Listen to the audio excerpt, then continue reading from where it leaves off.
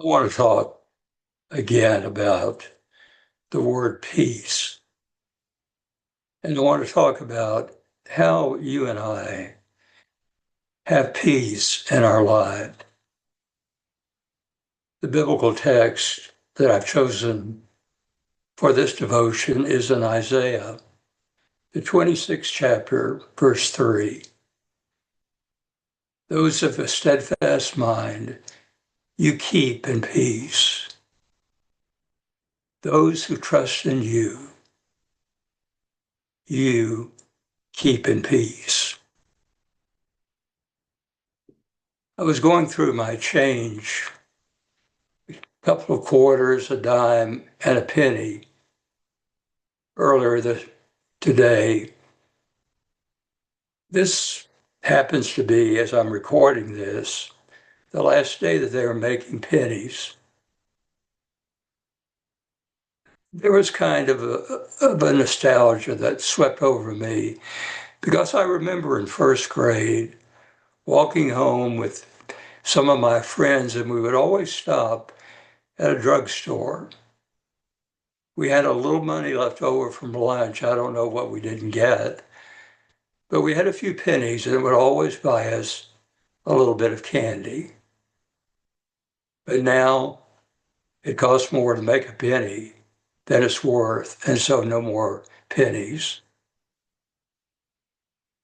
Isaiah is writing to people in turbulent times. You know, Isaiah is the person in the Hebrew scriptures that Jesus quotes the most. In Isaiah 26, Isaiah speaks to the people and says, "You will keep us in perfect peace. In God we trust." But do we? I mean, that's a statement on our money, but is that the reality of our lives? I was reading recently about a statistic that concerned me. In the year 2000, 2/3 of the people gave to some charitable cause. In 2024, that percentage had dropped to 1/2.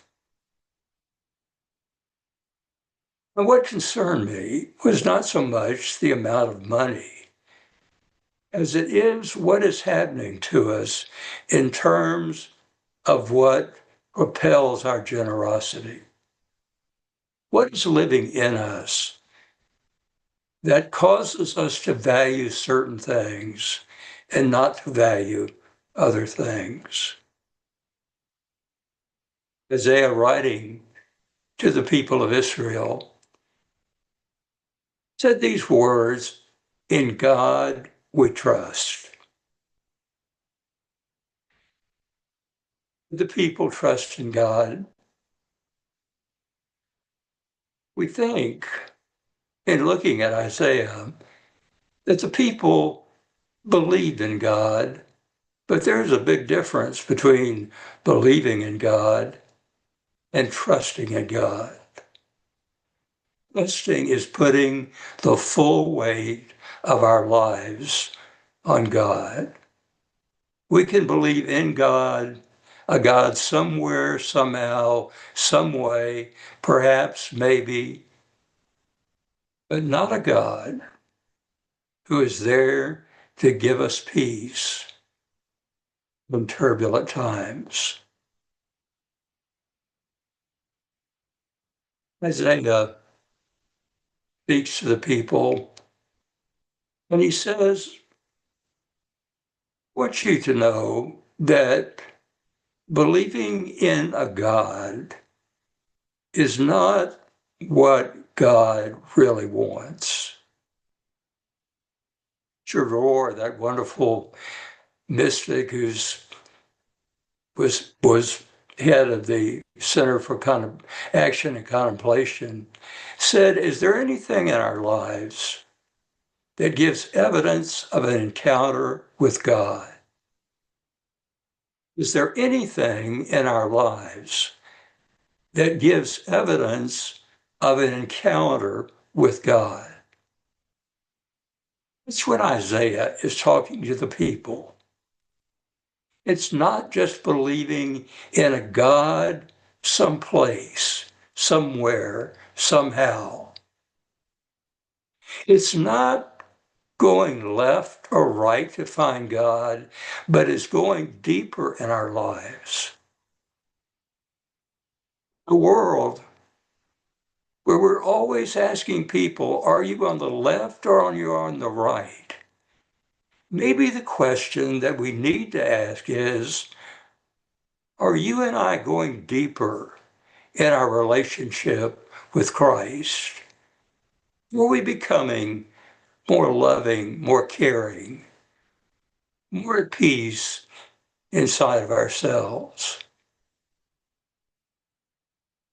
Javor, is there anything in your life, in my life, that gives evidence not just of a belief in a God who is somewhere, somehow, but an encounter with a living God in whom we place our trust? I picked up that penny today and I looked on it and I thought to myself, in God we trust. And then I thought,